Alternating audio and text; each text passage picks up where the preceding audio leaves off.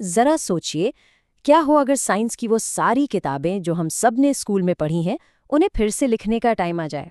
आज हम एक ऐसी ही एक हैरान कर देने वाली खोज की कहानी में जा रहे हैं। एक ऐसी खोज जिसने एटम के बारे में हमारी दशकों पुरानी समझ को पूरी तरह से हिला कर रख दिया है। और पता है इस क्रांति के पीछे कौन है? Artificial intelligence. तो क्या इसका ये मतलब है कि एटम के बारे में हमने जो भी सीखा वो अधूरा था? देखिए, सवाल सुनने में बहुत बड़ा लगता है, लेकिन साइंस की खूबसूरती ही यही है कि वो हमेशा खुद को और बेहतर बनाता है। और आज हम सब एक ऐसे ही बहुत बड़े सुधार के गवाह बन रहे हैं। चलिए, तो सीधे मुद्दे पर आते हैं। एआई ने पता लगाया है कि प्रोटॉन, जो एटम के बिल्कुल सेंटर में यानी न्यूक्लियस में होते हैं, उनका स्ट्रक्चर वैसा है ही नहीं जैसा हम आज तक मानते आए थे। हुआ ये कि एआई को प्रोटॉन के अंदर कुछ ऐसा मिला है जो हमारे मौजूदा साइंस के नियमों के हिसाब से वहां हो ही नहीं सकता।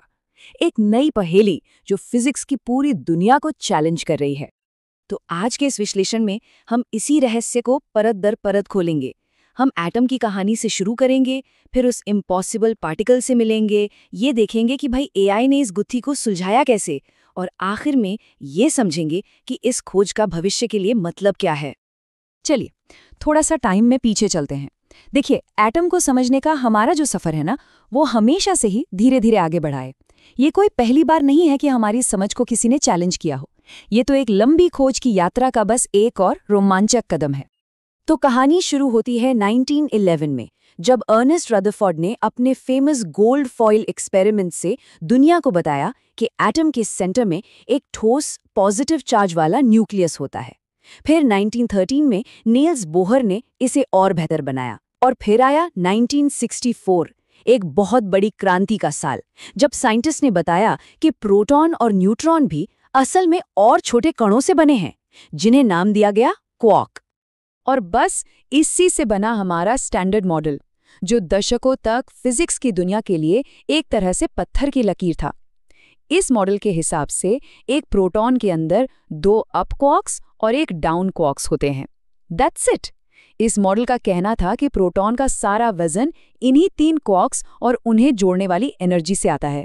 यहाँ किसी और भारी पार्टिकल के लिए कोई जगह ही नहीं थी। लेकिन फिर कहानी में एक ऐसा ट्विस्ट आया जिसने इस पत्थर की लकीर पर ही गहरे सवाल खड़े कर दिए। वैज्ञानिकों को प्रोटॉन के अंदर एक ऐसे पार्टिकल के सबूत मिले जिसका वहां होना एक क्वांटम पैराडॉक्स, मतलब एक पहेली की तरह था। इस रहस्यमयी कण का नाम है चार्म क्वार्क। ये 6 तरह के क्वार्कों में से ही एक है, लेकिन इसकी सबसे खास बात है इसका वजन। ये हमारे प्रोटॉन को बनाने वाले अप और डाउन क्वार्क के मुकाबले बहुत ही ज्यादा भारी होता है। और बस यहीं पर आकर सारा खेल उलझ जाता है।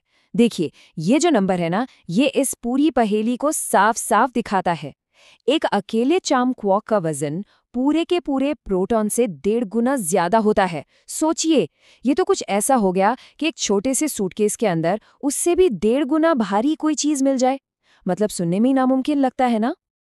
तो सवाल बिल्कुल सीधा है, भाई अगर ये इतना भारी है तो ये प्रोटॉन के अंदर परमानेंटली मौजूद कैसे हो सकता है? बस इसी एक सवाल ने सालों तक फिजिसिस्ट्स को परेशान करके रखा। अच्छा, इस गुत्थी को सुलझाने के लिए ना 2 तरह के क्वार्क्स में फर्क समझना जरूरी है।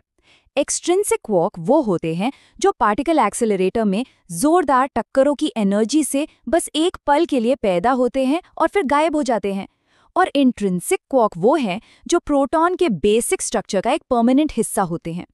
तो असली सवाल यही था, ये चार्म क्वार्क एक पल भर का मेहमान था या घर का परमानेंट मेंबर? और जब इंसानी दिमाग की सीमाएं सामने आ गईं, तब इस केस को सुलझाने के लिए एक नए और बहुत ही पावरफुल जासूस को बुलाया गया, आर्टिफिशियल इंटेलिजेंस। चुनौती वाकई बहुत बड़ी थी।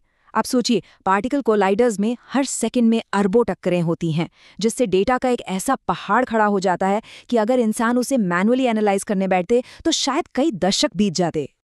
तो इस एआई जासूस ने काम कैसे किया? एक न्यूरल नेटवर्क की मदद से। इसे आसान भाषा में समझते हैं। Step 1, input layer. यहाँ एआई को क्वार्क्स के वेव फंक्शन का सारा डेटा दिया गया। आप समझिए, ये हर पार्टिकल का एक तरह का फिंगरप्रिंट है। Step 2, hidden layers. ये एआई का असली दिमाग है। ये लेयर्स उस डेटा में छिपे हुए पैटर्न को ढूंढने के लिए अरबों मुश्किल कैलकुलेशंस करती हैं। और स्टेप 3, आउटपुट लेयर। इन सारी कैलकुलेशंस के बाद एआई एक सीधा सा जवाब देता है, क्या डेटा में चार्म क्वॉर्क का कोई पक्का पैटर्न मौजूद है, हाँ या ना। तो क्या एआई इस दशकों पुरानी पहेली को सुलझा पाया? अब वक्त है उस बड़े खुलासे का जिसने फिजिक्स की दुनिया में वाकई हलचल मचा दी। एआई को कोई छोटा मोटा काम नहीं दिया गया था। उसने पिछले 35 सालों में हुए प्रोटॉन कोलिजन के पूरे डेटा को खंगाला। एक इतना बड़ा काम जिसे एआई ने इतनी तेजी से पूरा किया जिसकी इंसान कल्पना भी नहीं कर सकते। और नतीजा एकदम चौंकाने वाला था। एआई को चार्म क्वॉर्क के होने का एकदम पक्का स्टैटिस्टिकल प्रूफ मिला। मतलब इसमें किसी शक या इत्तेफाक की कोई गुंजाइश ही नहीं थी। और जो सबसे जरूरी और हैरान करने वाली बात सामने आई वो ये थी, एआई ने ये पक्का कर दिया कि ये चार्म क्वॉर्क कोई बाहर से आया मेहमान नहीं है जो टक्कर से बस थोड़ी देर के लिए बना हो। नहीं, सबूत बिल्कुल साफ थे। प्रोटॉन के अंदर एक इंट्रिंसिक चार्म कंपोनेंट होता है, यानी ये हमेशा से प्रोटॉन का एक असली, एक परमानेंट हिस्सा रहा है। और देखिए, यही वो खोज है जो सीधे सीधे स्टैंडर्ड मॉडल के बुनियाद को हिला देती है, क्योंकि उस मॉडल में इस भारी परमानेंट मेंबर के लिए कोई जगह ही नहीं थी। देखिए, ये खोज सिर्फ एक पहेली का जवाब नहीं है, ये फिजिक्स की किताब में एक बिल्कुल नए चैप्टर की शुरुआत है। तो सवाल ये है कि इस खोज का भविष्य के लिए आखिर मतलब क्या है? सबसे पहली बात, प्रोटॉन की हमारी जो तस्वीर थी वो अब पहले से कहीं ज्यादा कॉम्प्लेक्स और दिलचस्प हो गई है। अब इस रहस्य को और गहराई से जानने के लिए एक नया इलेक्ट्रॉन आयन कोलाइडर बनाने की प्लानिंग हो रही है।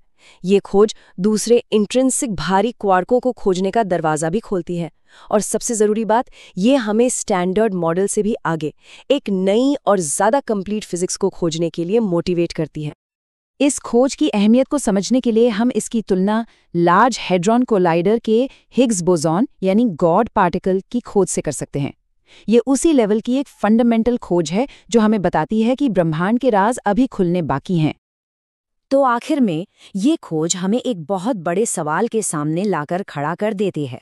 अगर हमारे वजूद के सबसे बुनियादी कणों में इतने बड़े बड़े सरप्राइज छिपे हो सकते हैं, तो जरा सोचिए, ये विशाल ब्रह्मांड अभी और कितने अनगिनत रहस्यों को अपने अंदर समेटे हुए हैं जो बस खोजे जाने का इंतजार कर रहे हैं।